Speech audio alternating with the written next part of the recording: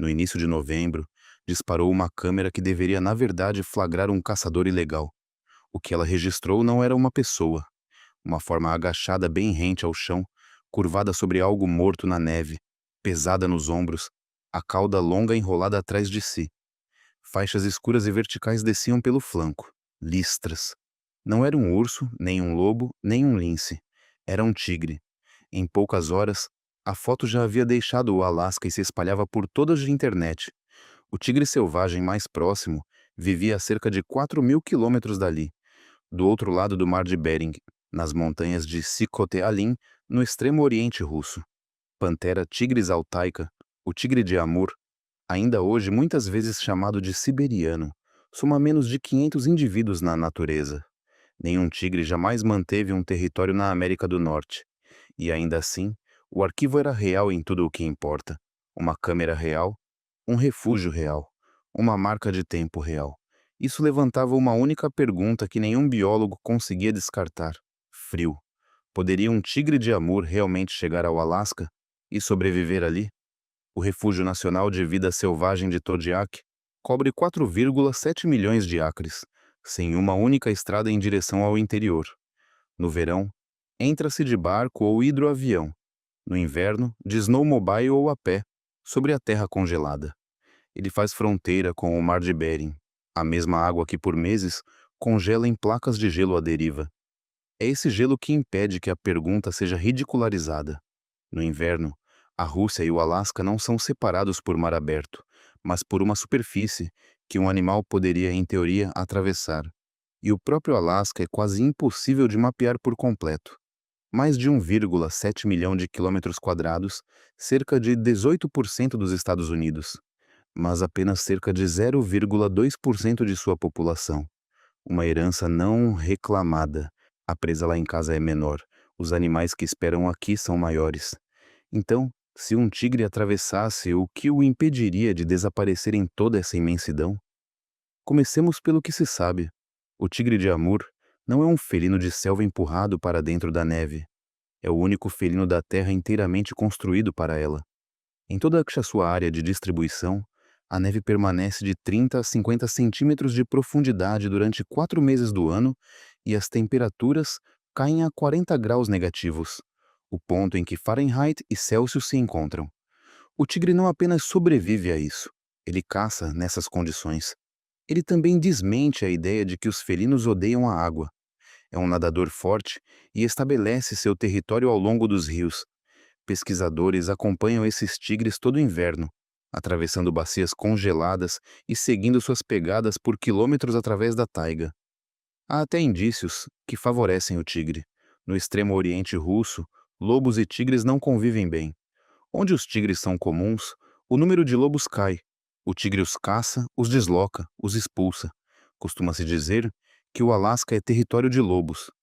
Dentro da área normal do tigre, isso nunca foi um problema, mas, para além da região atentamente observada, as evidências vão ficando mais escassas. Passado o limite das reservas russas, cada relato é mais difícil de verificar e mais fácil de inventar, e tais relatos existem. Ao longo dos anos, relatos dispersos descreveram felinos semelhantes a tigres em outras partes do Alasca, chegando até a Cordilheira de Brooks, centenas de quilômetros ao norte.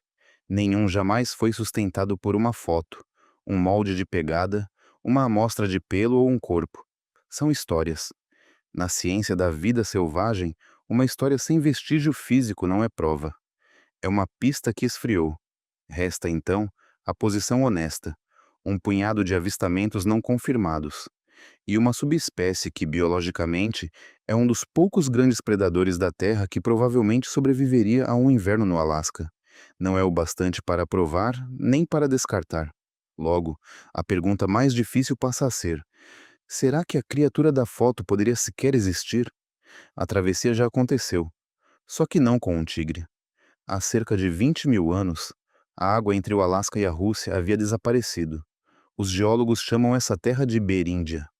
Não era uma ponte estreita, mas uma terra, com capim, vento, manadas e os animais que a seguiam. Um dos animais que caminharam para leste por essa terra foi um leão. Nome Leão das Cavernas engana. Era um leão de paisagens abertas e frias, que percorria desde a Europa Ocidental, cruzando a Sibéria e a Beríngia, até o Alasca e o Yukon. Os fósseis mais recentes no Alasca têm cerca de 13 mil anos. Alguns desses leões continuaram rumo ao sul. Ali, duas enormes camadas de gelo se encontraram e selaram o continente. Isolados, evoluíram para algo novo. Panthera atrox, o leão americano, cerca de um quarto maior que os leões atuais e um dos maiores felinos que já existiram. O corredor terrestre existiu. Grandes felinos vindos da Ásia até o Alasca não são mera especulação. Resta a segunda parte da pergunta. Será que este animal específico poderia viver aqui? Todas as adaptações do tigre de Amur apontam para o norte. Sua pelagem é a mais longa e densa de todos os tigres, e no inverno, quase dobra de comprimento e clareia. Suas patas são largas o bastante para funcionar como raquetes de neve. E é um exemplo moderno que torna distâncias assim menos difíceis de imaginar. Em 2011, um puma foi atropelado e morto numa rodovia em Milford, Connecticut. Testes genéticos o ligaram às Black Hills, em Dakota do Sul.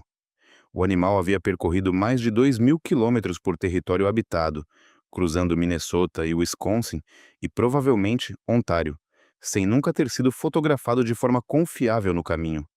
Foi o primeiro puma selvagem confirmado em Connecticut em mais de um século. Havia um corpo na estrada. Um predador de amplo território que atravessa terras vazias não anuncia sua presença. Ele se manifesta como algo que falta, um alce que sumiu, uma pegada estranha na lama da primavera, uma história que um caçador acredita pela metade. O puma foi invisível até os faróis o encontrarem. Agora aplique isso ao gelo de Bering, um tigre de Amur, testado a 40 graus negativos, cruzando placas de gelo sazonais até um refúgio sem estradas do tamanho de um pequeno país. Nenhum elo dessa corrente é biologicamente impossível. Improvável, sim. Extremamente raro, sim. Mas cada elo, isoladamente, já foi demonstrado no mundo real. É exatamente por isso que a peça que falta ressoa tão alto. Se cada passo pode acontecer, porque nenhum jamais foi de fato flagrado. Nenhuma carcaça, nenhuma pegada confirmada, nenhuma foto nítida.